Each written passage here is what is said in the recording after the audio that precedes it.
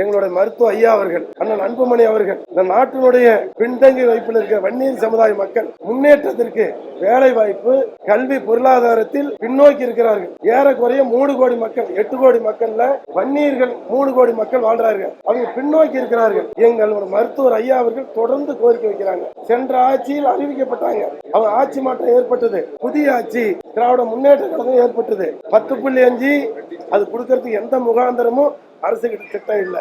ஆகவே வன்னியர்கள் மிகப்பெரிய கோபத்திலும் வருத்தத்திலும் இருக்கிறார்கள். எங்க மருத்துவர் ஐயாவுடைய கோரிக்கையை நிறைவேற்றால்தான் இந்த 3 கோடி மக்கள் இந்த கல்வியிலே வேலை வாய்ப்பு முன்னேற்றம் அடைவார்கள். ஆகவே இன்னும் ஓராண்டு காலமா இருக்குது. நீங்கள் இந்த சமுதாயத்தினுடைய வளர்ச்சிக்கு என்ன சொல்ல போறீர்கள்? என்ன காரணத்துக்காக சாதிவாரி கணக்கு எடுக்கல?